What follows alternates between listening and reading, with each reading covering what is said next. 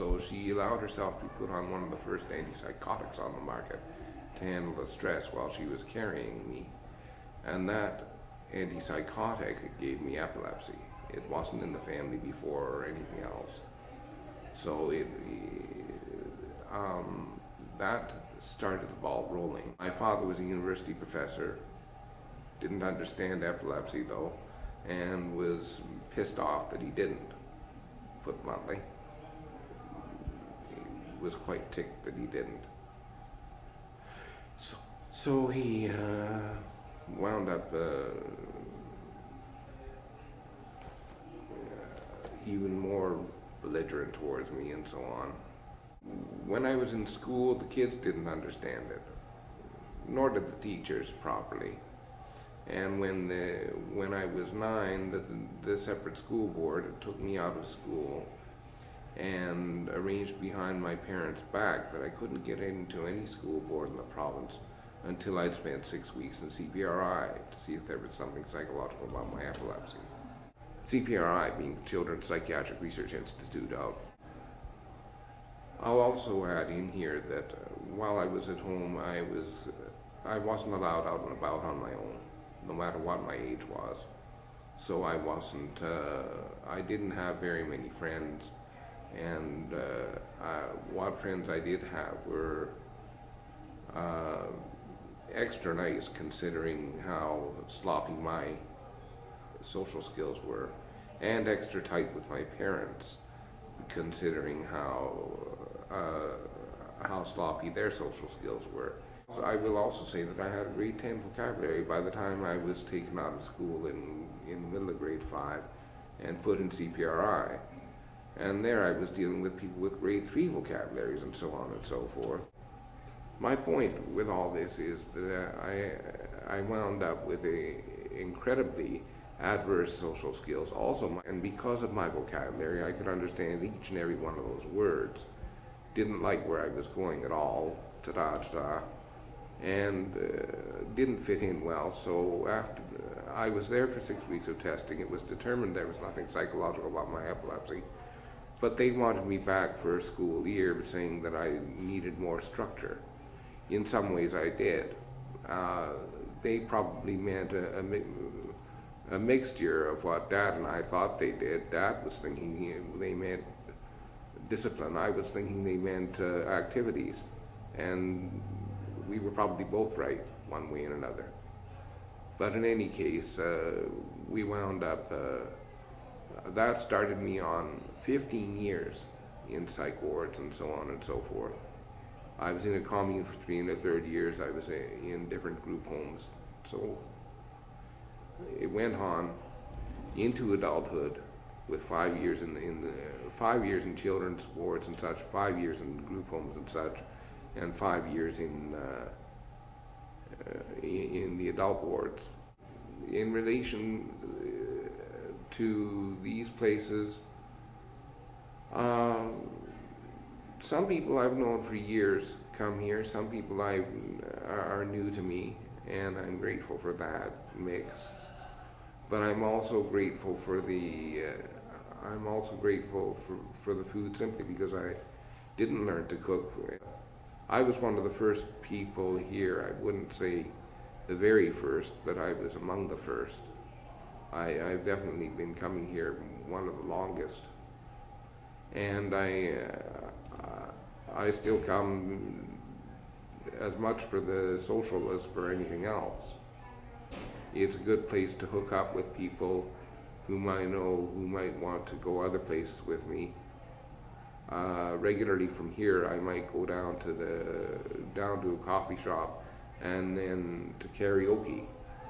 And there's one chap who comes to these meals who often goes to the karaoke with me. And so there's, when I say connections, I'm talking that kind of thing as much as anything else. Also, I've over the years, I've become fond of the people who put it on and so on and so forth. So, and definitely fond of their meals. So the people who need it find out about it, and the need is growing all the time right now. I don't know how long it would last if it was all psychos and criminals or ex-criminals who need the place these days, with people's attitudes being what they are. If this weren't here, I don't know what some people would do. We'd probably find ways, all of us. It's not like I've never cooked for myself. I could cook up a slab of liver or whatever else, but my meals would be very basic and very private and not as enjoyable necessarily, and so on and so forth. So there's an awful lot of things to it. There are a couple of people, one dead now, one still coming, who have been actually quite rich, but who come for the sake of the social and because they like the ambience and so on and so forth, and because they simply have friends here who come as well. Whether they were in institutions or not is beside the point. They had the bucks behind them, and they have the bucks behind them, that they could still have gone somewhere else, but they chose here.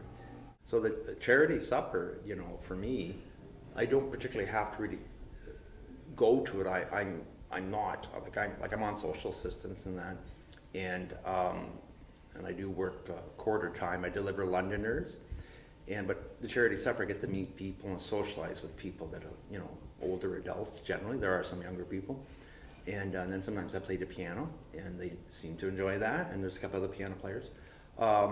So it's more of a socialization thing for me. For me, being more of a musicologist and into just a certain genre, you know, somebody says, well, I'm into the Beatles, I'm into the Stones, or I'm into Bach or Beethoven. So I see it as a continuum. So, you know, if in my head I'm hearing Chopin, right, and then I start thinking of a song that Elvis did, so, you know, it's now or never, so I just do a segue into the other song. The perception of the charity supper would be from people that are more established or considered by themselves or others more self-sufficient. I'm trying to use the proper words here.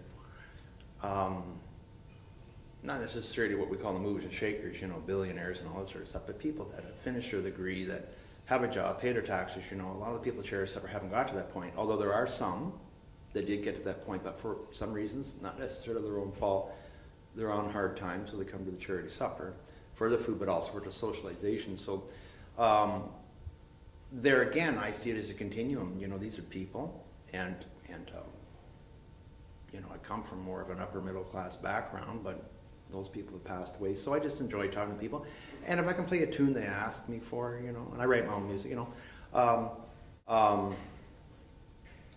trying to come to some terms with my life, and I use some types of statements like, at least it wasn't boring, you know, so it wasn't boring. So I'm thankful for that.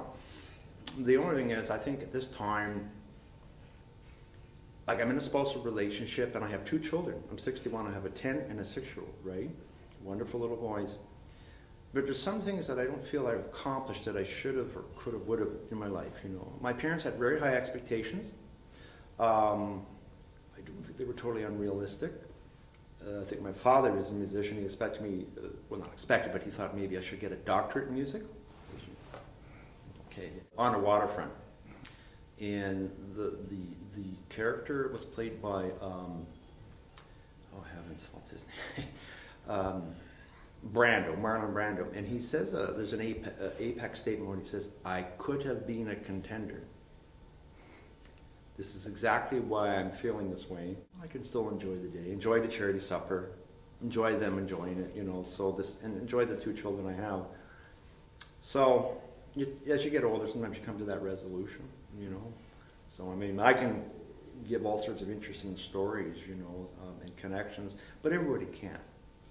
Even people at charity suppers, even the people that are the movers and shakers or the upstanding citizens or whatever they want to call them, you know, still human.